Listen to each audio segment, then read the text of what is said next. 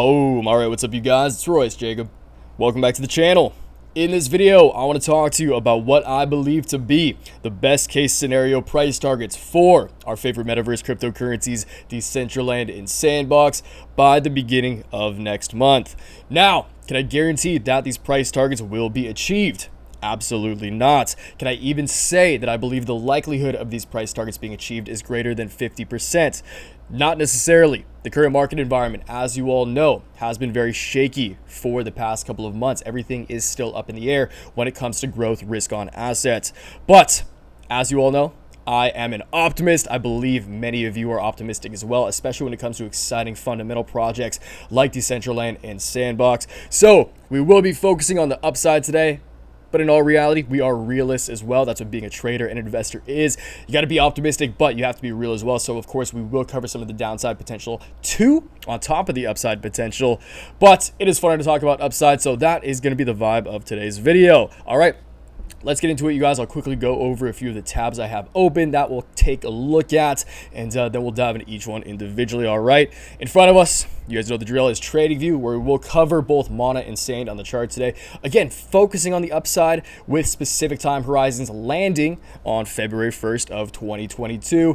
Kick it off with Mana, then close out the video with Sand. We do have coin market cap right next to it just to take a look at 24-hour and 7-day price action for Decentraland and Sandbox. Take a look at market cap as well, because we will be talking a little bit of fair value and potential valuations for these when we read over this pretty quick but short and sweet article that I want to cover with you guys by Investor Place, just to remind ourselves of why we're bullish on Decentraland.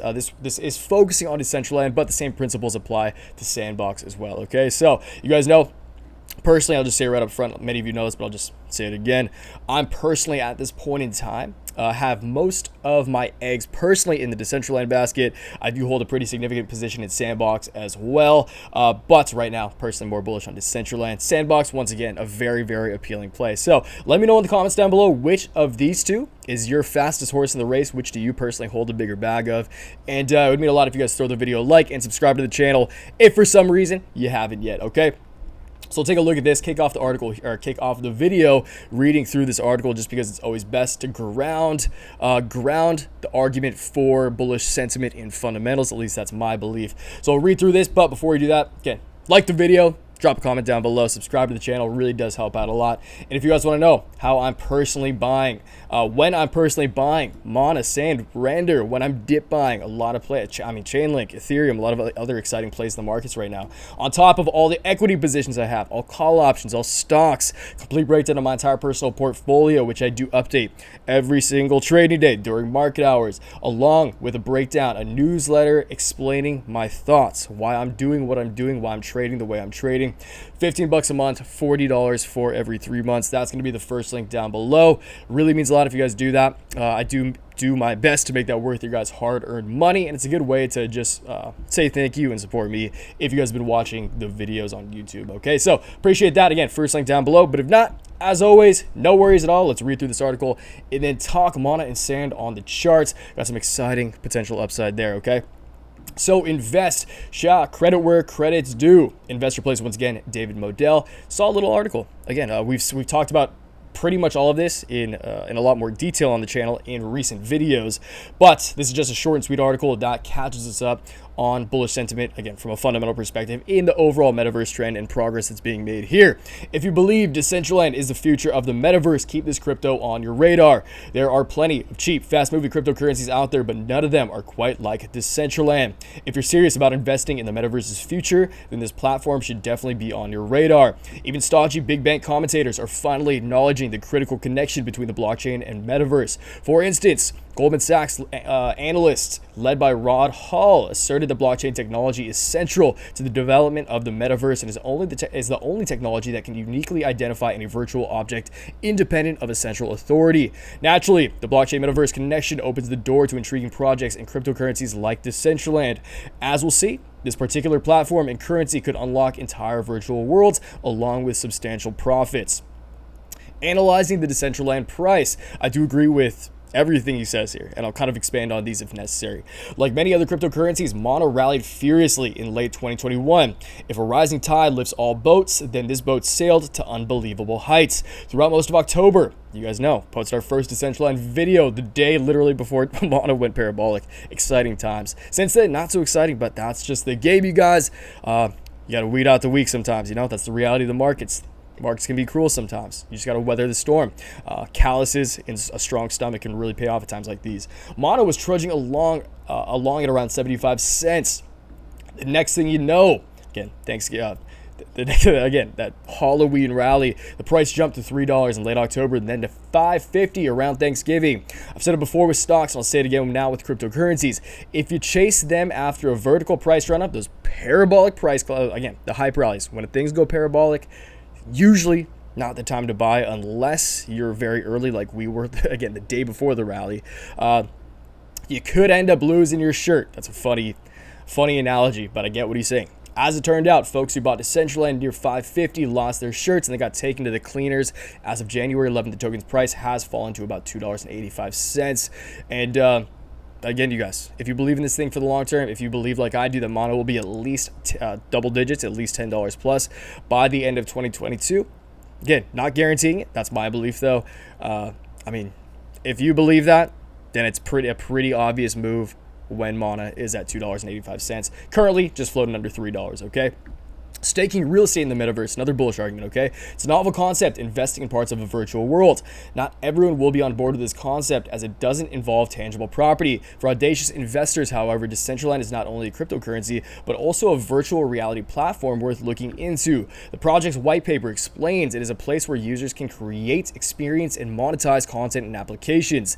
Their users can claim ownership of virtual lands on a blockchain based ledger of parcels. My bad. Decentraland is a traversable 3D world that's truly decentralized. In other words, it's not controlled by a central organization. That's part of what makes the metaverse so appealing, really. This doesn't mean that there aren't rules, though. There's a currency economy based on the Mana token. The crypto is primarily used to buy in-world goods and services, but it serves other purposes as well. So this is what's really bullish about Mana, you guys. And this is what I've been saying for a long time that makes me bullish on Mana. Both Mana and Sand, the same principles apply to both of these once again, right? Mana and Sand are different than many cryptocurrencies in the sense that they're the first of their kind, okay? They're the native currencies of the metaverse. They're the native currencies of the digital world. What the US dollar is to the United States, right? What the yen is to Japan. Decentraland and Mana and Sand are those native currencies to these new digital nations, okay? These new metaverse built nations, which is very exciting because this is a new frontier. And this is where market cap comes into play once again, right? Mana currently sitting at a market cap of 5.5 billion. Sandbox currently sitting at 4.7 billion. When you consider the global GDP that's in the trillions and trillions of dollars, and the fact that one day maybe Decentraland and Sand, or Mana and Sand, could compete with USD and the yen once again. Now, I'm not saying this is going to happen even in our lifetime, but over time, over the span of the metaverse, really starting to catch up with the real world. And again, do I think that's good? Not necessarily. Is that the reality of where the trend is going? Absolutely, okay? So, again, from just a base fundamental perspective, the purpose that Mana and Sand hold within the cryptocurrency space is very unique and very appealing, and that's why obviously I find them to be very unique and appealing investments. Even if you end up converting some Mana and Sand back into USD, again, that's being a trader. That's the game we're playing, okay? So an electronics giant gets involved. That's right, Samsung is opening a non-physical store within the virtual reality platform. It will only be there for a limited time. However, but again, still bullish. We covered that in the last video we talked about these about. Go watch that if you haven't yet. Huge news. Once again, not only for Decentraland, but for the entirety of metaverse-based cryptocurrencies. Just, again, the overall trend in general. That's what I really want to drive home here. Bottom line on Decentraland, and then we will hop into the charts. There's a lot to absorb here. Obviously, not everyone will buy into the idea of non-tangible worlds, experiences, and token economies. Thus, Mana is really all or nothing type of investment. The underlying concept and technology could either become fully mainstream or just a passing fad. I don't think it's going to be either of those. Personally, I don't necessarily agree with that. I think it's going to fall somewhere in between. Again, the battle between Web 2 and Web 3, I think there's going to be a long span, maybe a decade, of where Web 2.5 is the realistic situations, just on ramps from Web 2 to Web 3 that are the real winners, okay? So I do think the Mana, again, just by matter of the fact that it is the OG decentralized metaverse, it just has that place in the ecosystem. It is still larger than Sandbox. Again, Sandbox still a great play, but Mana right now is my preferred horse in this race, just also due to liquidity reasons. But both these very appealing investments from a fundamental perspective. And again, if you guys think for any reason it's late, it's still so freaking early when it comes to this metaverse trend, okay? I still think this will be the trend of 2022, and I'm excited to see what happens to the prices of these OG metaverse cryptocurrencies, all right? So let's talk about, once again, best case scenarios for February. And again, we will talk about downside. Right now, as far as very short term is concerned, we might see more downside just to complete these descending triangles that we see here. So, yellow line right here is the line of resistance on Mana's overall downtrend from its high back in November 25th, right after Thanksgiving, at just under $6. Since then, we have really sold off. Bubbles popped. Again, really testing the hand strength of a lot of people who are bullish on this. I personally have only been buying Mana over the course of this drop. I have not sold any. And again, I'm just ready for the next move up personally. So again, touch point here, creating the overall line of resistance. You can see here just today, we did bounce up and test this long-term line of resistance, which is this yellow line once again. But we also have this orange line of shorter-term resistance right here from this touch point on December 27th, just after Christmas. Boom, boom, creating the short-term line of resistance. So in the very short term, over the course of you guys watching this video, or by the time you guys watch this video, maybe you watch it tomorrow, the next day, whatever, these are the trend lines that I want to see drop. So pretty much, if you guys are watching this, January 15th, if by January 15th, Mana can break conservatively $3.20, that would constitute in a breakout, in a technical breakout that I do think will lead to a short-term jump in upside. First price target on that jump up, once resistance is broken, is going to be the previous line of support on this ascending channel right here. January 17th, let's say, that takes us to $3.50. What would excite me is if we, and what I do think would lead to the best case scenario price target for February 1st, is if we can reclaim this previous ascending channel right here. Again, January 15th, we can break 375 super conservatively. What would make me bullish as well as if we can break this previous lower high right here at 350. So you know what, 350, 360 over the next few days would constitute a break back into this ascending channel, and that's when things could get exciting, and we could see a move back up to test previous all-time highs around here at about $5.72 on February 1st. Now, is it possible to go higher than that if all the stars perfectly align? Is it possible to test this long-term support, previous support on that initial rally as new resistance, which would lead to a $9.59, almost $9.60, hitting that double digits, scratching $10 by February 1st, February 2nd? That's possible. Again, we've seen it before. We could see it again if things really catch on. That's super exciting. Do I think that'll happen? Personally, no. Do I think, again, $10 is possible by the end of 2022? 100% yes. Samsung just inked that deal with Decentraland. There's so many moving pieces falling into place right now. There's so many stars aligning for just the metaverse trend overall, Decentraland and Sandbox and Render. A little shout out to Render, which has been doing good. Not in the last 2 hours. That's the price action you can see here is only 2 hours of price actions because that's when the charts recycle.